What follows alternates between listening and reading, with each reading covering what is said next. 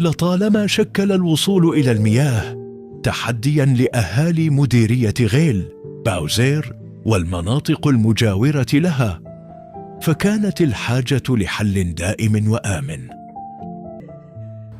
بمبادرة من الهلال الأحمر الإماراتي انطلقت أعمال حفر وتجهيز بئرين ارتوازيين في حقل مياه العضيبة لتأمين مصدر مستدام للمياه.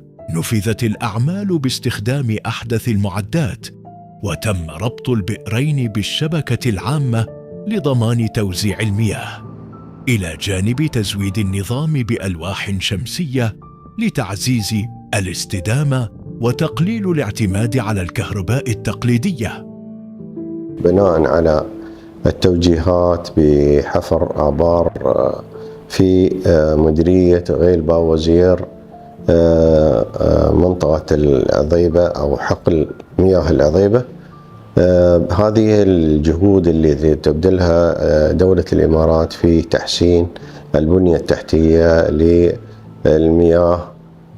طبعا هذه المياه بعد ما تم حفر هذه الآبار تم شبكها بالشبكة الرئيسية للضخ، بالإضافة إلى عمل طاقة شمسية، بالإضافة إلى تمديدات من الآبار إلى الخزان الرئيسي في هذه المديرية، وهذه طبعا لتغذية المناطق في المديرية المجاورة لهذا الحقل، وإن شاء الله يكون إضافة طيبة إلى هذا المجهود اللي تم عمله وبالاتفاق مع مؤسسة المياه في حضرموت. لحظة مفصلية حين تدفقت المياه من عمق الأرض تحمل الحياة والطمأنينة لأهالي مديرية غيل باوزير ومحيطها. تحول المشروع من فكرة إلى أثر ملموس، مياه نقية متوفرة وتصل للجميع بيسر بفضل مبادرة إنسانية رائدة. بسم الله والصلاة والسلام على رسول الله. عمر أحمد الجفري، درع مؤسسة المياه محافظ حضرموت الساحل. اليوم معنا تدشين الضخ التجريبي لبئر معيان شقيق. هذا البئر طبعا هي تغذي المدينة الغيل وضواحيها. نحن نعاني مشاكل كبيرة جدا في مسألة المياه في المديرية بشكل عام، وخاصة في معيان شقيب. نأمل أن يكون هذا المشروع مشروع حيوي ويعطي فائدة عظيمة جدا، ونشكر كل من ساهم في هذا المشروع، وخاصة الهلال الأحمر الإماراتي وعلى رأسهم محمد بن زايد والطاقم الوزاري له وشعب الإمارات بشكل عام إن شاء الله. الاسم سالم عقيل محسن بونمي من منطقة الحصون غيل باوزير. كنا نعاني من أزمة في شحة المياه، والماء ما يطلع إلا بصعوبة، وبعد حفر هذا البيار من قبل الهلال الأحمر الإماراتي توفر الماء بشكل جيد. نشكرهم على تعاونهم معنا. أدهم حسين عبد الله عفيف من غيل باوزير.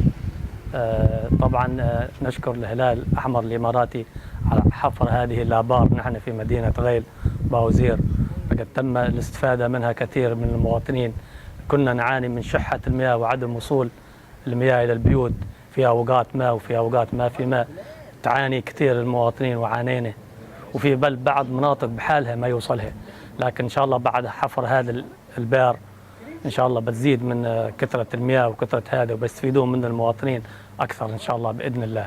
ونشكر كثير الشكر للهلال الإماراتي والكل من تعاون معنا في حفر هذه الآبار. بسم الله الرحمن الرحيم.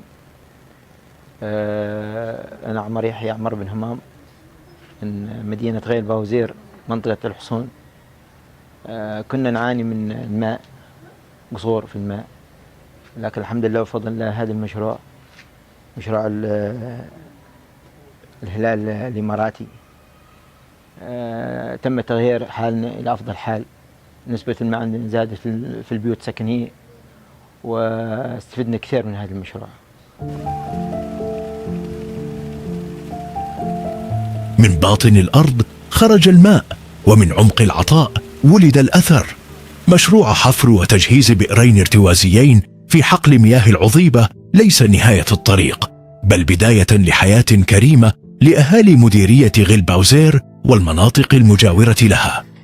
بمبادرة من الهلال الأحمر الإماراتي تستمر مسيرة الخير، حيث يزرع الأمل وتنبض الحياة.